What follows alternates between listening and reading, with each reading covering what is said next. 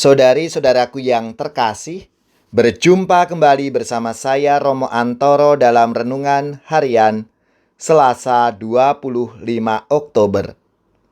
Hari biasa, pekan ke-30. Semoga kita bersama keluarga dan komunitas kita selalu dalam keadaan baik, tetap sehat, dan bersemangat. Hari ini kita bersama-sama akan merenungkan Injil suci menurut Lukas bab 13 ayat 18 sampai 21. Marilah kita mengawali renungan kita dengan tanda kemenangan Kristus. Dalam nama Bapa dan Putra dan Roh Kudus. Amin. Ketika mengajar di salah satu rumah ibadat, Yesus bersabda, "Kerajaan Allah itu seumpama apa? Dengan apakah aku akan mengumpamakannya? Kerajaan Allah itu seumpama biji sesawi yang diambil dan ditaburkan orang di kebunnya. Biji itu tumbuh dan menjadi pohon, dan burung-burung di udara bersarang di ranting-rantingnya." Dan Yesus berkata lagi, "Dengan apakah aku akan mengumpamakan kerajaan Allah? Kerajaan Allah itu seumpama ragi yang diambil seorang wanita dan diaduk-aduk ke dalam tepung terigu 3 sukat sampai seluruhnya beragi." Demikianlah sabda Tuhan. Terpujilah Kristus. Saudari-saudaraku yang terkasih, perumpamaan tentang biji sesawi dan ragi bermaksud menggambarkan pertumbuhan kerajaan Allah dan efektivitas karyanya. Biji sesawi itu sangat kecil, sehingga tidak kelihatan jikalau tidak diperhatikan dengan sungguh-sungguh. Namun, besarnya bisa ratusan bahkan ribuan kali lipat jika sudah menjadi tanaman. Amatlah mengherankan bahwa biji yang amat kecil itu bisa tumbuh menjadi sebesar itu. Demikianlah halnya kerajaan Allah yang mulai dari kelompok yang amat kecil, jumlah orang yang secara jelas menyatakan diri sebagai pengikut Kristus yang pada awal mula sangat sedikit, namun berkembang menjadi banyak sekali, ribuan, bahkan jutaan kali lipat. Jikalau jumlah itu ditambah dengan mereka yang telah masuk dalam rangka karya keselamatan Allah, yaitu mereka yang menghidupi nilai-nilai kerajaan Allah, meskipun tidak secara eksplisit menyatakan diri sebagai pengikut Kristus, tentu tidak terhitung lagi. Saudari-saudaraku yang terkasih, sebenarnya dalam diri setiap manusia sudah ditabur nilai-nilai Injil, karena setiap orang diciptakan menurut gambar dan citra Allah.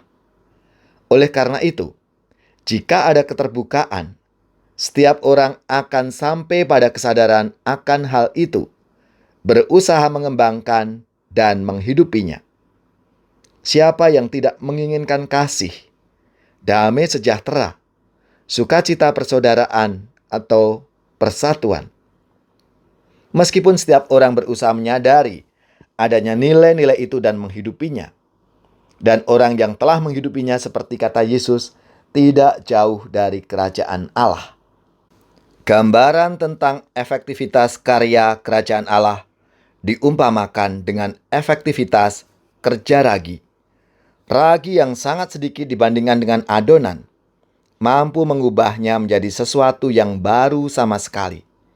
Tak terhitung banyaknya orang yang setelah menghidupi nilai-nilai Injil berubah, berbeda dari sebelumnya, bahkan menjadi baru.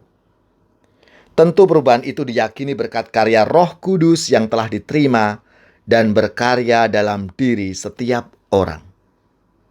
Saudari-saudaraku yang terkasih, pada zaman ini, terutama dengan dipromosikannya nilai-nilai duniawi secara agresif dan terus-menerus, tidak sedikit orang yang justru berubah dari menghidupi nilai-nilai Injil, nilai-nilai lain yang dipromosikan dunia, dan hanyut dalam arusnya yang semakin keras dan kencang, seperti egoisme, materialisme, hedonisme, dan individualisme, sehingga semakin jauh dari lingkup keselamatan kerajaan Allah.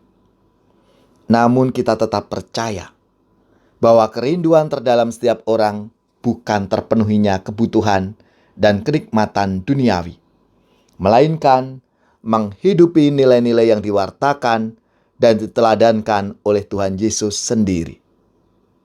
Firman Allah yang tersurat dalam kitab mulia disampaikan pada umat agar hidup imannya.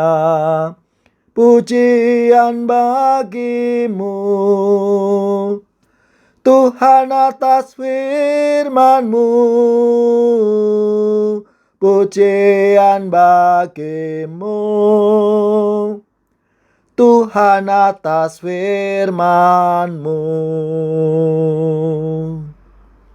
Semoga saudara-saudari sekalian, keluarga-keluarga dan komunitas kita, orang-orang yang kita doakan, mereka yang sakit, yang menderita, seluruh tugas, belajar, pekerjaan, usaha, serta karya pelayanan kita, dibimbing, dilindungi dan diberkati oleh Allah yang Maha Kuasa, Bapa dan Putra dan Roh Kudus. Amin.